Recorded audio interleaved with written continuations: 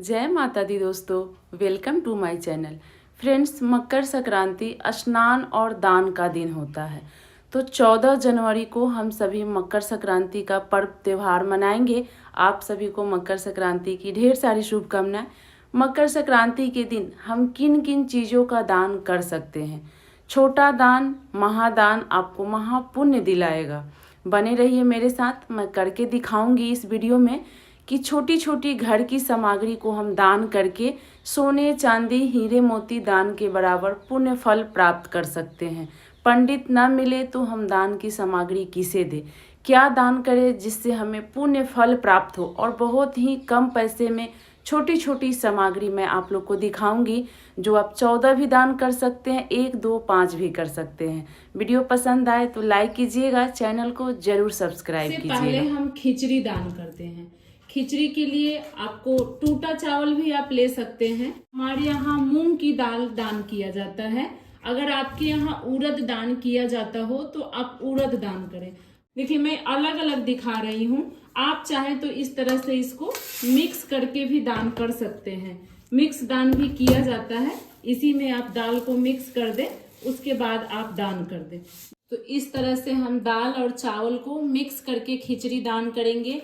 और जब आप खिचड़ी दान कर रहे हैं तो साथ साथ आप हल्दी भी दान करें और नमक भी दान करें। देखिए, जो भी हम खिचड़ी में अपने घर में डालते हैं, जैसे सीजन का जो सब्जी होता है, हम गाजर डालते हैं, मटर डालते हैं, गोभी डालते हैं, आलू डालते हैं, हल्दी नमक, ये सारी सामग्री डालकर हम खिचड़ी बनाते हैं। और खिचड़ी बिना घी का कंप्लीट नहीं होता, पूरा नहीं होता। तो खिचड़ी के साथ आप घी का भी दान करें। तो ये सारी सामग्री हमें खिचड़ी के साथ रखकर दान करना चाहिए। जो भी दान हम कर रहे हैं खिचड़ी के दिन, उसके साथ कुछ पैसे का भी दान करना चाहिए। और देखिए, खिचड़ी में लोग पैसे को गुप्त दान भी करते हैं, या गुड़ का भी गुप्त दान किया जाता है। तो गुप्त दान आप किस प्रकार करेंगे? खिचड़ी के अंदर आप इस तरह से पैसे रख के आप दे रहे हैं, उसको बिना बताए इस तरह से छुपाकर जो हम दान करते हैं, उसी को हम गुप्त दान कहते हैं। तो इस तरह से आप ढक कर दे दे, बिना ब्राह्मण को, बिना किसी को बताए, ये गुप्त दान होता है। और जो भी आप दान करें, इसके बारे में आप दूसरे दिन से किसी से जिक्र न करें, यही गुप्त दान होता है। तो इस तरह से आप गुप्त दान भी कर सकते हैं। और देखिए, जब हम नमक की दान कर रहे हैं ना, तो ये खिचड़ी आप ब्राह्मण को ही दे, पंडित को ही दे, दूसरे को न दे, क्योंकि नमक का कर्ज चढ़ता है, ऋण चढ़ता है। इसलिए नमक सब किसी को दान नहीं करना चाहिए। जो हम ब्राह्मण को दान करते हैं उसका ऋण हमारे ऊपर नहीं चढ़ता, कर्ज नहीं चढ़ता है। तो इसीलिए आप ये नमक हल्दी रखकर दान कर रहे हैं खिचड़ी, तो ये ब्राह्मण को ही दान करें। तो मकर संक्रांति के दिन नहाने के बाद ये सारी सामग्री को हम इस तरह से छू देंगे और हाथ में जल लेकर 3 बार इस तरह से वार देंगे और प्रणाम करके किसी भी ब्राह्मण को आप दान कर दें। ये दूसरा दान हम तिल और गुड़ का दान करते हैं। मकर संक्रांति के दिन तिल और गुड़ का दान किया जाता है। तो इस तरह से काला तिल, सफेद तिल का आप दान कर सकते हैं। अधिकतर काला तिल का ही दान किया जाता है। काला तिल और गुड़ का दान हमें अवश्य करना चाहिए। इसके साथ साथ हम लोग पोहा, जिसको चिवड़ा भी कहा जाता है, इसका भी दान करते हैं। हमारे यहाँ चिवड़ा का भी दान किया जाता है मकर संक्रांति के दिन। आप लोग के यहाँ अगर नहीं किया जाता हो तो केवल गुड़ और तिल का आप दान कर दें। देखिए, तीसरा दान हम कपड़े का दान करते हैं। अगर आप काले शॉल, काले सूट, काले साड़ी का दान करते हैं तो हमारे जीवन में शनि का 7.5 नहीं चढ़ता है, राहु केतु का भी असर नहीं होता है। देखिए, चौथा दान हम इस तरह से टोपी, कैप का भी दान कर सकते हैं और मोजे का भी दान कर सकते हैं। तो इस तरह से लाल और काले मोजे मिलाकर भी आप दान कर सकते हैं, जिससे शनि का प्रकोप भी नहीं रहेगा और सूर्य भी हमारे ग्रह में, हमारे जीवन में सही रहेगा। देखिए, 5वां दान हम कंबल का करते हैं। तो लाल, काला, इस तरह से आप कोई भी हल्का भारी जैसा भी आपको सकान हो, इस तरह से आप कंबल का दान कर सकते हैं। कंबल का दान किसे किया जाता है? ब्राह्मण को नहीं किया जाता, किसी गरीब आदमी को, ठंडी से ठिठुरते व्यक्ति को कंबल का दान किया जाता है, जिससे हमें बहुत अधिक प्रभाव मिलता है दान पुण्य का। तो कंबल या ठंडी का कोई भी वस्त्र आप दान कर रहे हैं ना, किसी गरीब को दान किया जाता है। देखिए, छठा दान हम पीतल का बर्तन कर सकते हैं। इस तरह से आप पीतल का छोटा छोटा दीपक दान कर दीजिए। भगवान का छोटा भोग लगाने वाला प्लेट दान कर दीजिए, ये जिसका बहुत ही अधिक प्रभाव होता है। किसी को भी आप दान कीजिएगा, जो इसमें जोत जलाएगा उसका पूरा प्रभाव, उसका पूरा पुण्य फल आपको प्राप्त होगा। तो इस तरह से भगवान की भोग की प्लेट भी हम दान कर सकते हैं और दीपक भी दान कर सकते हैं। दान हम धूप, दीपक, बाती का कर सकते हैं। आप इस तरह से तिल का छोटा छोटा तेल का डब्बा आता है, तिल का तेल भी आप दान कर सकते हैं। घी का भी हम दान करते हैं। इस तरह से धूप का भी हम दान कर सकते हैं। अगरबत्ती, कपूर, माचिस, बाती सबका दान करते हैं। बाती और माचिस जरूर दान करना चाहिए, साथ में कपूर। कपूर जहां भी प्रज्वलित होता है उसका पुण्य फल आपको प्राप्त होगा, जो भी दान करेगा उसको। तो इस तरह से कपूर का छोटा छोटा डब्बा भी हम 14 के संख्या में लेकर दान कर सकते हैं। प्रसाद का दान, भोग का दान हम कर सकते हैं।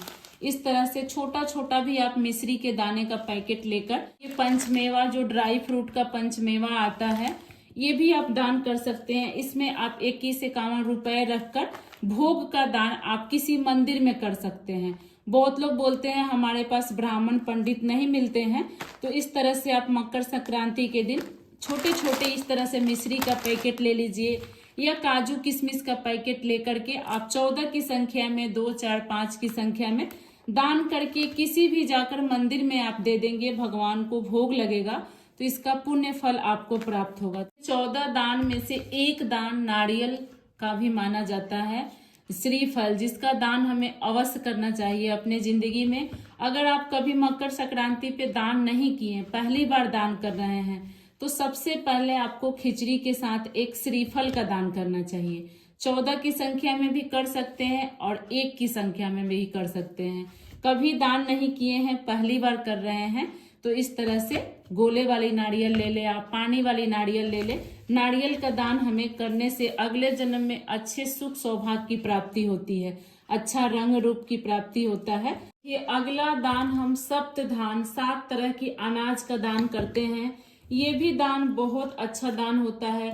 जो सीजन का अनाज होता है और कच्चे अनाज की हम दान करते हैं। जैसे 2 दाल वाली अनाज की दान नहीं किया जाता है, धान में आप सबसे पहले मूंग की दान करें। हरी मूंग का दान मोती के बराबर होता है, तो सप्त धान में हमें मूंग का दान करना चाहिए। दूसरा हो गया गेहूं, जिससे आटा बनता है, तो गेहूं का दान भी बहुत भारी दान माना जाता है। तो मैं थोड़ा थोड़ा आपको दिखा रही हूँ, आप अपने हिसाब से ज्यादा भी कर सकते हैं, कम भी कर सकते हैं। उसके बाद हमें चावल का दान करना चाहिए, और चावल दान करने वाला जो चावल होगा वो टूटा हुआ नहीं होना चाहिए। जो पूजा का हम चावल लेते हैं वैसा खड़ा चावल हमें चाहिए, टूटा हुआ चावल नहीं होना चाहिए। तो धान में हमें जौ का दान जरूर करना चाहिए। जौ ऐसा अनाज है जो पृथ्वी पर पहली बार हुआ था, और जौ सोने के बराबर होता है। जितना भी हम जौ दान करते हैं ये सोने के बराबर तौला जाता है भगवान के पास। जौ को ज्यादा भी दान कर सकते हैं, जैसे 1.25 किलो, 5.25 किलो, अपने हिसाब से जौ का दान आप कर सकते हैं। ये सोना के बराबर होता है और मूंग को मोती के बराबर माना जाता है। उसके बाद देखिए, ये उजला छोला, मैं आपको उजला चना छोला दिखा रही हूँ। इसके जगह पे आप दूसरा अनाज भी ले सकते हैं, बाजरा भी ले सकते हैं, कोई भी मक्का भी ले सकते हैं, काला चना, जो भी मेरे पास अभी था वही मैं आप लोग को दिखा रही हूँ। इसके बदले आप दूसरा अनाज भी ले सकते हैं। और काला तिल हमें जरूर दान करना चाहिए। सप्त धान अगर हम दान कर रहे हैं, इसमें काला तिल जरूर होना चाहिए। काला तिल का ही सबसे बड़ा महत्व होता है मकर संक्रांति के दिन। तो सप्त अनाज अगर आप दान कर रहे हैं, सप्त धान, तो सबसे पहले जौ, मूंग, गेहूं, चावल और तिल, और ये चने के बदले आप दूसरी अनाज भी ले सकते हैं सप्त धान में। उसके बाद है श्रृंगार की सामग्री। श्रृंगार की भी सामग्री आप 14 की संख्या में दान कर सकते हैं, नहीं तो इस तरह से 14 की संख्या में आप प्लेट बनाकर श्रृंगार की सामग्री की दान कर सकते हैं। नहीं तो अलता, चूड़ी, बिंदी, सिंदूर, या एक मेहंदी हो गया, या फिर नेल पॉलिश हो गया, लिपस्टिक हो गया, कुछ भी श्रृंगार की सामग्री आप 1 की संख्या में भी दान कर सकते हैं। और इस तरह से आप टोकरी बना लीजिए, प्लेट बना लीजिए, 14 की संख्या में श्रृंगार की सामग्री रखकर आप दान कर दीजिए। नहीं तो इस तरह से आप चूड़ी के डब्बे भी 14 महिलाओं को, 14 सुहागिन महिलाओं को आप दान कर सकते हैं। नहीं तो आजकल लोग सिंगल कड़ा पहनते हैं, तो सिंगल कड़ा भी आप दान कर सकते हैं, अपनी सामर्थ्य के अनुसार है, लेकिन श्रृंगार की सामग्री हमें जरूर दान करना चाहिए। फ्रेंड्स, आप लोग को वीडियो कैसा लग रहा है कमेंट करके जरूर बताइएगा। और आप लोग से एक छोटी सी रिक्वेस्ट है, वीडियो पसंद आए तो चैनल को जरूर सब्सक्राइब कीजिएगा। मैं इसी प्रकार पूजा पाठ की सरल विधि अपने चैनल पे लाती हूँ, और वीडियो को लाइक जरूर कर दीजिएगा। कि महिलाओं के बालों में लगाने की जो मेहंदी आती है वो भी अब 14 की संख्या में लेकर एक एक आप सुहागिन महिलाओं को बांट सकते हैं। देखिए, सुहाग की जो भी सामग्री आप दान करें, आसपास की किसी भी सुहागिन महिला को आप दे सकते हैं।